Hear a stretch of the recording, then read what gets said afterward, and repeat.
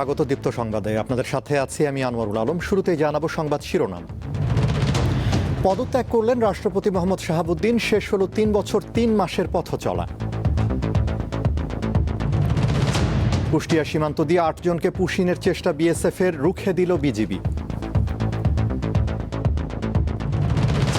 উল্টো রথ টানের মধ্য দিয়ে আজ শেষ হচ্ছে রথযাত্রা উৎসব, অংশ নিচ্ছেন ভক্তরা।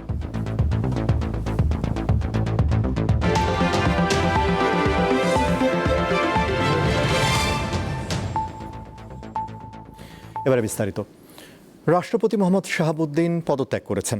আজ বিকেল ৪টার পরে তার পদত্যাগপত্র জাতীয় সংসদ সচিবালয়ে জমা দেওয়া হয়েছে। রাষ্ট্রপতির পদত্যাগের ঘটনায় কিছুক্ষণের মধ্যে সংসদ ভবনে সংবাদ সম্মেলন ডেকেছেন স্পিকার হাফিজ উদ্দিন আহমদ। রাষ্ট্রপতির পদ শূন্য হওয়ায় সংবিধান অনুযায়ী নতুন রাষ্ট্রপতি দায়িত্ব গ্রহণ না করা পর্যন্ত স্পিকার রাষ্ট্রপতির দায়িত্ব পালন করবেন। সংবিধানের ৫০-৩ অনুচ্ছেদ অনুযায়ী রাষ্ট্রপতি স্পিকারের উদ্দেশ্যে স্বাক্ষরযুক্ত পত্রের মাধ্যমে পদত্যাগ করতে পারেন। আর ৫৪ অনুচ্ছেদে বলা হয়েছে, রাষ্ট্রপতির পদ শূন্য হলে কিংবা তার অনুপস্থিতিতে অসুস্থতা বা অন্য কোনো কারণে দায়িত্ব পালনে অসমর্থ হলে নতুন রাষ্ট্রপতি নির্বাচিত না হওয়া পর্যন্ত স্পিকার রাষ্ট্রপতির দায়িত্ব পালন করবেন। মোহাম্মদ শাহাবুদ্দিন দেশের ২২তম রাষ্ট্রপতি হিসেবে ২০২৩ সালের ২৪ এপ্রিল শপথ গ্রহণ করেন।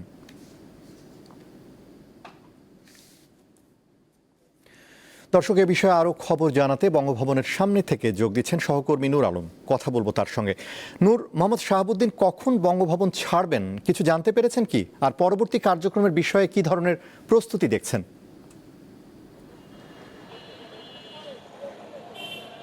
হ্যাঁ আনোয়ার, বেশ কয়েকদিন ধরে যে গুঞ্জন চলছিল রাজনীতি অঙ্গনে, সেটা কিন্তু অবশেষে সত্যি হলো। অর্থাৎ দেশের ২২তম রাষ্ট্রপতি মোহাম্মদ সদ্য বিদায়ী যে রাষ্ট্রপতি মোহাম্মদ শাহাবুদ্দিন, তিনি কিন্তু পদত্যাগ করেছেন। তো সেই পদত্যাগপত্র আমরা বেশ কিছু সময় ধরে কিন্তু এই বঙ্গভবনের সামনে দাঁড়িয়েছিলাম এবং বিকেল ৪টার কিছু আগে তার যে সামরিক সচিবের গাড়ি যে এখানে তার পদত্যাগপত্র নিয়ে কিন্তু সেই সংসদ সচিবালয়ের দিকে যায় এবং তারপরে যেটা বলছে ২০২৩ সালে তৎকালীন আওয়ামী লীগ সরকার থাকাকালীন সময় ২০২৩ সালের ২৪ এপ্রিল কিন্তু তিনি ৫ বছর মেয়াদের জন্য গণপ্রজাতন্ত্রী বাংলাদেশ সরকারের যে সর্বোচ্চ যেই রাষ্ট্রপতি পদ তিনি সেখানে নির্বাচিত হয় এবং সেই অনুযায়ী কিন্তু তার যে মেয়াদকাল, সেই মেয়াদকাল কিন্তু ২০২৮ সালের এপ্রিল শেষ হওয়ার কথা। কিন্তু বেশ কয়েকদিন ধরে আমরা দেখছি যে রাজনীতি অঙ্গনে যে বিষয়টি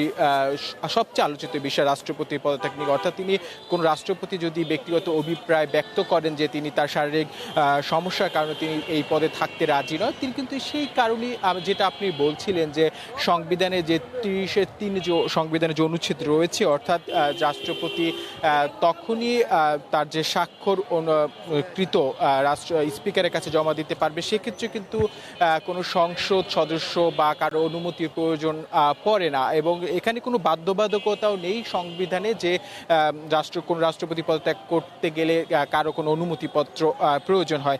সেক্ষেত্রে ৮৫৪ সংবিধান যে ৫৪ যে অনুচ্ছেদ রয়েছে, সেখানে বলা হয়েছে যে যখন কোনো রাষ্ট্রপতি পদত্যাগ করেন সেখানে কিন্তু সাংবিধানিক একটা শূন্যতা তৈরি হয়। তবে এখানে কোনো সাংবিধানিক শূন্যতা সংবিধানে রয়েছে, যদি কোনো রাষ্ট্রপতি পদত্যাগ করেন সেক্ষেত্রে যেহেতু এখন কার্যকর একটি সংসদ রয়েছে, সেক্ষেত্রে স্পিকার কিন্তু যতদিন পর্যন্ত নতুন রাষ্ট্রপতি নির্বাচিত না হয়, সেক্ষেত্রে কিন্তু জাতীয় সংসদের স্পিকার কিন্তু তিনি সেই পর্যন্ত কিন্তু তিনি রাষ্ট্রপতি দায়িত্ব পালন করবেন। এবং তারপরে যখন আরেকটি বিষয় যে সংবিধানের ১২৩-২ অনুচ্ছেদে বলা হয়েছে, তবে সেক্ষেত্রে রাষ্ট্রপতি নির্বাচনের একটি মেয়াদ কাল রয়েছে, সেটা হচ্ছে ৯০ দিনের মধ্যে, অর্থাৎ ৩ মাসের মধ্যে কিন্তু এই রাষ্ট্রপতির নির্বাচন দিতে হবে। এবং সেক্ষেত্রে যদি এখন পর্যন্ত আমি যে বিষয়টা বলছিলাম, এখন কিন্তু যে আমরা দেখেছি রাষ্ট্রপতি সদ্য বিদায়ী যে রাষ্ট্রপতি মোহাম্মদ শাহাবুদ্দিন, তিনি কিন্তু এখনও বঙ্গভবনে অবস্থান করছেন এবং এখানে গণমাধ্যম কর্মীরা রয়েছে যারা, তারপর আমরা উৎসুক জনতাও আসলে রয়েছে। তবে এখন পর্যন্ত যে পরবর্তী যেহেতু বিকেল ৫টার নাগাদ সংসদ সচিবালয়, সেখানে স্পিকার, জাতীয় সংসদের স্পিকার মোহাম্মদ হাফিজ উদ্দিন আহমদ তিনি তিনি বিভিন্ন সমসাময়িক যে তার যে রাষ্ট্রপতির যে পদত্যাগপত্র জমা তিনি পেয়েছেন কিনা সেই বিষয়ে কিন্তু আসলে তিনি গণমাধ্যমের সাথে কথা বলবেন। তারপরেই হয়তো বা আমরা পরবর্তী যে প্রক্রিয়া সেই প্রক্রিয়া কিন্তু জানতে পারবো। আমি এই মুহূর্তে যে বঙ্গভবনের সামনে রয়েছি, এই বঙ্গভবনকে কেন্দ্র করে কিন্তু নিরাপত্তা ব্যবস্থাও সাধারণত যেরকম থাকে সেই অনুযায়ী কিন্তু রয়েছে। এখানে গণমাধ্যম কর্মীরা রয়েছে, উৎসুক জনতা রয়েছে, সবাই কিন্তু পরবর্তীতে কিন্তু আমরা আসলে জাতীয় সংসদের স্পিকারের যে সংবাদ সম্মেলন, সেই সংবাদ সম্মেলনের পরবর্তী কিন্তু আমরা জানতে পারবো আসলে পরবর্তী প্রক্রিয়াটা কেমন হবে। আনোয়ার, এই ছিল আমার কাছ থেকে সর্বশেষ। জি নূর, আপনাকে ধন্যবাদ। দর্শক, বঙ্গভবনের সামনে থেকে জানাচ্ছিলেন সহকর্মী নূর আলম। নির্ধারিত মেয়াদের আগেই পদত্যাগ করলেন বাংলাদেশের 22তম রাষ্ট্রপতি মোহাম্মদ শাহাবুদ্দিন। তিনি পেশায় একজন আইনজীবী এবং বর্তমানে কার্যক্রম নিষিদ্ধ আওয়ামী লীগের উপদেষ্টা পরিষদের সদস্য ছিলেন। রাষ্ট্রপতি থাকাকালে মোহাম্মদ শাহাবুদ্দিন 3টি সরকারকে শপথ বাক্য পাঠ করান। মোহাম্মদ শাহাবুদ্দিন 2023 সালের 24 এপ্রিল দেশের 22তম রাষ্ট্রপতি হিসেবে শপথ গ্রহণ করেন। তার 5 বছরের মেয়াদ শেষ হওয়ার কথা 2028 সালের এপ্রিলে, কিন্তু প্রায় 3 বছর 3 মাস এই পদে থেকে বিদায় নিতে হলো মোহাম্মদ শাহাবুদ্দিনকে। পাবনার সন্তান মোহাম্মদ শাহাবুদ্দিনের জন্ম 1949 সালে। মুক্তিযুদ্ধে সক্রিয়ভাবে অংশগ্রহণকারী মোহাম্মদ শাহাবুদ্দিন 1982 সালে বিসিএস ক্যাডার হিসেবে যোগ দেন। বিচারকের বিভিন্ন পদে চাকরি শেষে 2006 সালে জেলা ও দায়রা জজ হিসেবে অবসর নেন। 2011 থেকে 2016 সাল পর্যন্ত দুর্নীতি দমন কমিশনের কমিশনার হিসেবে দায়িত্ব পালন করেন তিনি। 2017 সালে ইসলামী ব্যাংকের স্বতন্ত্র পরিচালক পদে নিয়োগ দেয়া হয় তাকে। ছাত্র জীবনে মোহাম্মদ শাহাবুদ্দিন পাবনা জেলা ছাত্রলীগের সভাপতি এবং 1974 সালে পাবনা জেলা যুবলীগের সভাপতি হিসেবে দায়িত্ব পালন করেন। পরবর্তীতে আওয়ামী লীগের উপদেষ্টা পরিষদের সদস্য ও প্রধানমন্ত্রীর রাজনৈতিক উপদেষ্টা এইচ.টি. ইমামের মৃত্যুতে খালি থাকা প্রচার ও প্রকাশনা উপকমিটির চেয়ারম্যান পদে তাকে মনোনীত করা হয়। রাষ্ট্রপতি হিসেবে মোহাম্মদ শাহাবুদ্দিনের রয়েছে বিরল এক অর্জন। তিনি শপথ পড়ান 2024 সালের সংসদ নির্বাচনের পর তৎকালীন প্রধানমন্ত্রী শেখ হাসিনাকে। 2024 সালের 5 আগস্ট গণঅভ্যুত্থানে শেখ হাসিনা সরকার ক্ষমতাচ্যুত হওয়ার পর ডক্টর ইউনূসের নেতৃত্বাধীন অন্তর্বর্তী সরকারেরও শপথ পড়ান তিনি। এরপর ত্রয়োদশ জাতীয় সংসদ নির্বাচনে বিজয়ী বিএনপি সরকারের প্রধানমন্ত্রী তারেক রহমানকেও শপথ বাক্য পাঠ করান মোহাম্মদ শাহাবুদ্দিন। বিশ্বস্তার সহিত পালন করিব। মোহাম্মদ শাহাবুদ্দিন 2025 সালের 11 ডিসেম্বর আন্তর্জাতিক বার্তা সংস্থা রয়টার্সকে এক সাক্ষাৎকারে বলেছিলেন তিনি বঙ্গভবন থেকে চলে যেতে চান, তিনি বিদায় নিতে আগ্রহী। দিলশা দানি, দীপ্ত সংবাদ, ঢাকা। কুষ্টিয়া সীমান্ত দিয়ে ভারতীয় সীমান্তরক্ষী বাহিনী বিএসএফ কর্তৃক 8 জনকে পুশিনের চেষ্টা রুখে দিয়েছে বর্ডার গার্ড বাংলাদেশ বিজিবি। ভোর 5টার দিকে প্রাগপুর ইউনিয়নের মহিষকুণ্ডি এলাকার জয়পুর বিওপির সীমান্ত পিলার সংলগ্ন এলাকায় এ ঘটনা ঘটে। বিজিবি জানায়, চর মেঘনা ক্যাম্পের বিএসএফ সদস্যরা নদীপথে সাঁতার কেটে 8 জন অজ্ঞাতনামা ব্যক্তিকে বাংলাদেশে প্রবেশ করানোর চেষ্টা করে। তাদের মধ্যে 2 জন পুরুষ ও 6 জন নারী ছিলেন। বিজিবির টহল দল ঘটনাটি তাৎক্ষণিকভাবে শনাক্ত করে দ্রুত সীমান্তে অবস্থান নেয় এবং ওই ব্যক্তিদের প্রবেশে বাধা দেয়। বিজিবির কঠোর অবস্থানের মুখে তারা নদীপথে পুনরায় ভারতে ফিরে যেতে বাধ্য হন।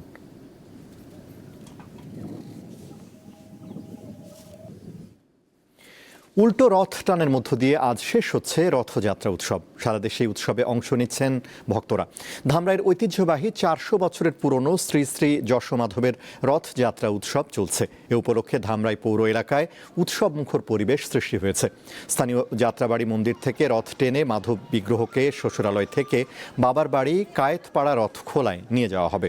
রথ টানার সময় হাজারো ভক্ত চিনি, কলা, বাতাসা ছিটিয়ে যশোমাধবের প্রতি শ্রদ্ধা নিবেদন করবেন।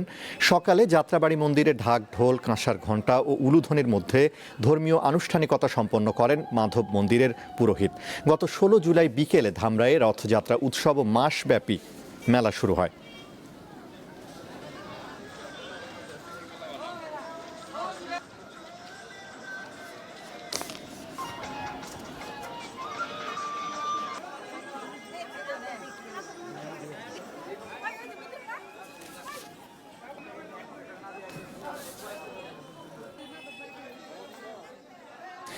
দর্শক, সাভার থেকে রথযাত্রার আরও খবর জানাতে সরাসরি যোগ দিচ্ছেন সহকর্মী এম এ হালিম। হালিম, উল্টো রথযাত্রা কি শুরু হয়েছে? আর আজ কি কি আনুষ্ঠানিকতা থাকছে আমাদের জানাবেন?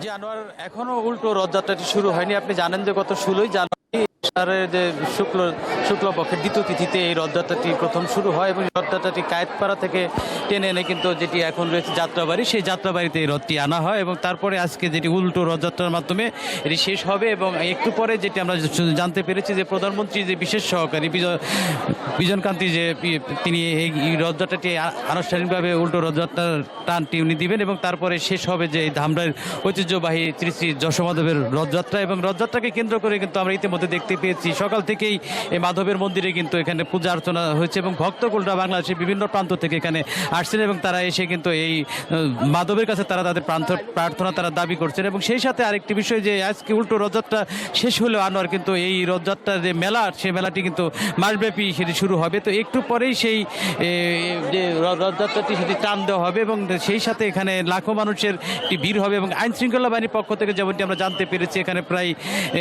স্তরের নিরাপত্তা ব্যবস্থা এবং সেই সাথে 3 শতাধিক আইন শৃঙ্খলা বাহিনীর সদস্যরা এখানে তারা দায়িত্ব পালন করছে। সব মিলে যদি বলতে পারি যে শ্রী শ্রী যে যশোমাধবের যে রথযাত্রাটি, সেখানে কিন্তু এই ধামরাই কিন্তু একটি সাত রথ ছিঁড়ে আমরা দেখতে পাচ্ছি। আনোয়ার। হালিম, আপনাকে ধন্যবাদ। দর্শক, সাভার থেকে জানাচ্ছিলেন সহকর্মী এম এ হালিম। কমতে শুরু করেছে উত্তরের জেলা গাইবান্ধা ও কুড়িগ্রামের বিভিন্ন নদ নদীর পানি। এতে ধীরে ধীরে উন্নতি হতে শুরু করেছে সার্বিক বন্যা পরিস্থিতির। গাইবান্ধার তিস্তা, যমুনা, ব্রহ্মপুত্র, করতোয়া ও ঘাঘট নদীর পানি কমে বর্তমানে বিপদসীমার নিচে দিয়ে প্রবাহিত হচ্ছে। গত 24 ঘন্টায় তিস্তার পানি 7 সেন্টিমিটার হ্রাস পেয়েছে। কুড়িগ্রামে ধরলা, দুধকুমার ও তিস্তার পানি 4টি পয়েন্টে ধীর গতিতে কমছে। তবে ব্রহ্মপুত্রের পানি 2টি পয়েন্টে স্থিতিশীল রয়েছে। পানি কমার সঙ্গে সঙ্গে জেলার বিভিন্ন এলাকায় দেখা দিয়েছে তীব্র নদী ভাঙন।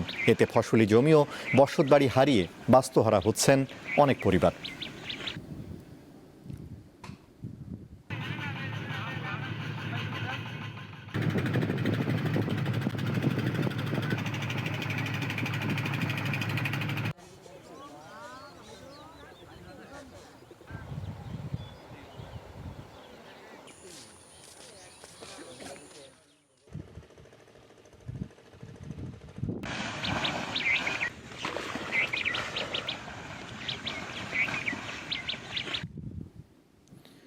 আগামী 28 জুলাই বিশ্ব প্রকৃতি সংরক্ষণ দিবস।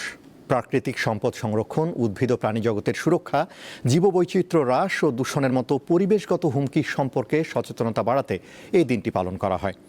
বাংলাদেশের প্রাণ প্রকৃতি নিয়ে দীপ্ত সংবাদ ধারাবাহিক প্রতিবেদন প্রচার করছে। আজ থাকছে কুয়াকাটা সংলগ্ন বনাঞ্চল নিয়ে প্রতিবেদন।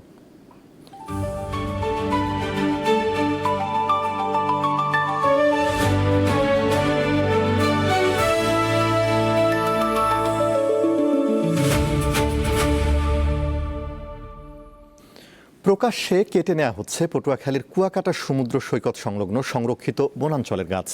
বিভিন্ন প্রজাতির গাছ কেটে নেওয়ায় পর্যটক ও স্থানীয়রা উদ্বেগ প্রকাশ করেছেন। বন খেকোদের আইনের আওতায় আনারও দাবি তাদের। তবে বন কর্মকর্তারা বলছেন, পর্যাপ্ত লোকবল না থাকায় বন্ধ করা যাচ্ছে না গাছ কাটা।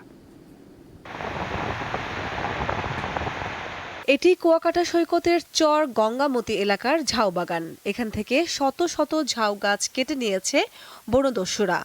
শুধু ঝাউ গাছ নয়, দীর্ঘ 22 কিলোমিটার সৈকতের বিভিন্ন স্থান থেকে কাটা হয়েছে গাছ। লেম্বুর বন, গঙ্গামতি লেক ও কাউয়ারচর সহ অন্তত 8টি স্থান থেকে কাটা হয়েছে সুন্দরী, কেওড়া, ছইলা, রেন্ট্রি ও কড়াই গাছ সহ বিভিন্ন প্রজাতির গাছ। বনাঞ্চল ধ্বংস করায় ক্ষোভ প্রকাশ করে দায়ীদের বিরুদ্ধে ব্যবস্থা নেওয়ার দাবি জানান পর্যটক ও স্থানীয়রা। যদি গাছপালা সবসময় কেটে নেয়, তো এটার বিরুদ্ধে আমরা মনে করি যে সরকারের কঠিন পদক্ষেপ নেওয়া উচিত। এগুলো প্রতিনিয়তই কাটা হচ্ছে। বনাঞ্চল যেভাবে ধ্বংস হচ্ছে, এভাবে ধ্বংস হলে একসময় দেখা যাবে পর্যটন শিল্প ধ্বংসের মুখে পড়ে যাবে। গাছ কেটে যেভাবে ফলায় রাখছে আর গাছগুলি যেভাবে কেটে কেটে নিয়ে যেতেছে, সাগরের সৌন্দর্য হারাই যেতেছে। দিনে রাতে প্রকাশ্যে এই বনগুলো উজাড় করা হচ্ছে। একটি চক্র, একটি মহল, আইন সংস্থাকারী যারা রয়েছে, যারা বন বিভাগের দায়িত্বে রয়েছে, তাদের আসলে উচিত দ্রুত ব্যবস্থা নেওয়া, চিহ্নিত করা আসলে এই চক্রটি কারা। বন রক্ষায় লোকবল সংকটের কথা জানান এই কর্মকর্তা। আমাদের আসলে লোকবল খুব কম, সেটা হলো লোকবল খুব কম। আমাদের ওখানে মাত্র 4 জন স্টাফ। আমাদের অফিস পাহারার জন্য সর্বোপরি একজন লোক থাকা দরকার।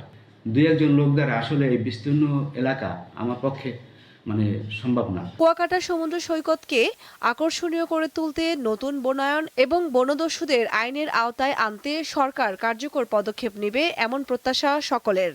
কামরুন নাহার, দীপ্ত, বার্তাকক্ষ। এবারে কেওয়াই স্টিল চট্টগ্রাম সংবাদ।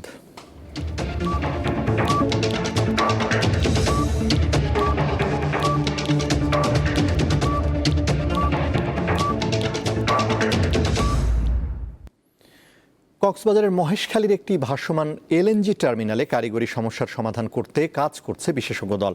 পেট্রোবাংলার উপমহাব্যবস্থাপক তারিকুল ইসলাম খান জানান, ত্রুটি মেরামতে ইতোমধ্যে কাজ শুরু হয়েছে। আজ বা আগামীকালকের মধ্যে গ্যাস সরবরাহ স্বাভাবিক হওয়ার সম্ভাবনা আছে।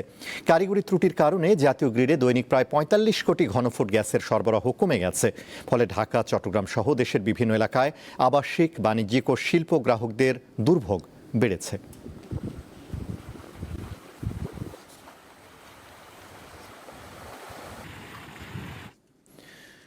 দীর্ঘদিন ধরে কর্মরত বেসরকারি কর্মচারীদের চাকুরি রাজস্ব খাতে স্থানান্তরের দাবিতে মানববন্ধন করেছেন সরকারি কলেজে কর্মরত চট্টগ্রাম বিভাগের বেসরকারি কর্মচারী ইউনিয়ন। দুপুরে চট্টগ্রাম প্রেস ক্লাব চত্বরে আয়োজিত মানববন্ধনে চট্টগ্রাম বিভাগের বিভিন্ন জেলার সরকারি কলেজে কর্মরত বেসরকারি কর্মচারীরা অংশ নেন। বক্তারা বলেন, সরকারি কলেজে 5 থেকে 26 বছর ধরে নিয়ম অনুযায়ী নিয়োগপ্রাপ্ত হয়েও তারা এখনও বেসরকারি কর্মচারী হিসেবে দায়িত্ব পালন করছেন। দীর্ঘদিন ধরে চাকুরি করেও তারা সরকারি সুযোগ সুবিধা থেকে বঞ্চিত। ফলে পরিবার পরিজন নিয়ে মানবেতর জীবনযাপন করতে হচ্ছে। মানববন্ধন থেকে 4 দফা দাবি তুলে ধরা হয়।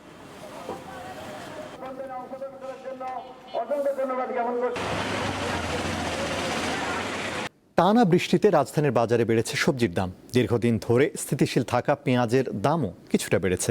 মাছের বাজারও চড়া বলে অভিযোগ করেন ক্রেতারা। শুক্রবার রাজধানীর মোহাম্মদপুর টাউন হল মার্কেট ঘুরে দেখা যায়, সপ্তাহের ব্যবধানে প্রায় সব ধরনের সবজির দাম বেড়েছে।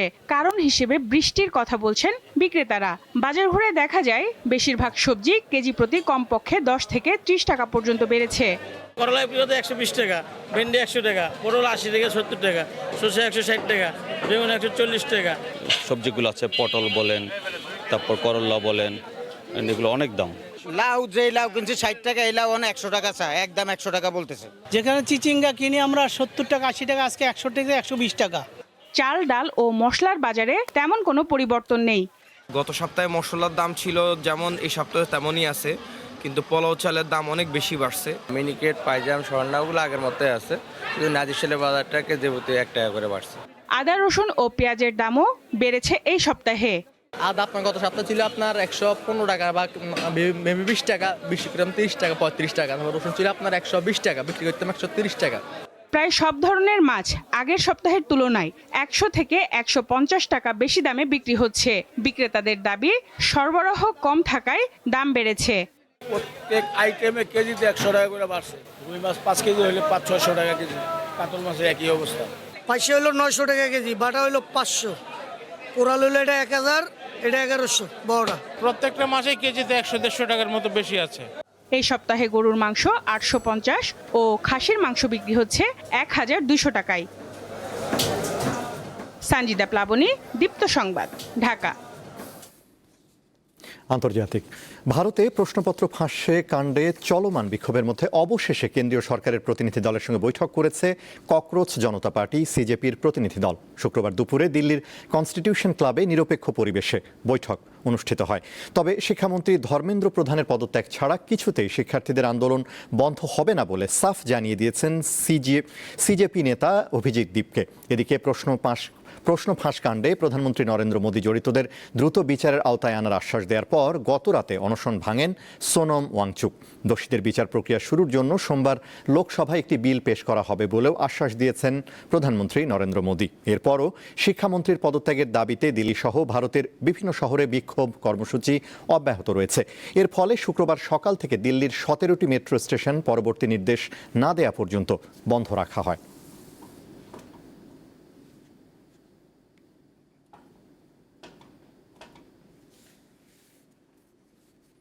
শেষ করব দীপ্ত সংবাদ, তার আগে সংবাদ শিরোনামগুলো জানাবো আরও একবার। পদত্যাগ করলেন রাষ্ট্রপতি মোহাম্মদ শাহাবুদ্দিন। শেষ হলো 3 বছর 3 মাসের পথ চলা।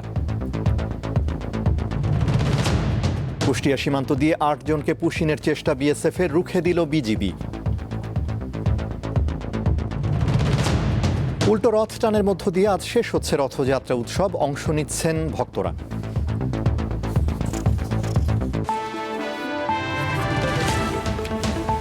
এই ছিল এখনকার মতো আমাদের পরবর্তী দীপ্ত সংবাদ সন্ধ্যা 6টা 40 মিনিটে দেখার আমন্ত্রণ। এছাড়া আরও তথ্য বিনোদনের খবর পেতে যুক্ত থাকুন দীপ্ত টিভির ডিজিটাল প্ল্যাটফর্মগুলোতে। ধন্যবাদ।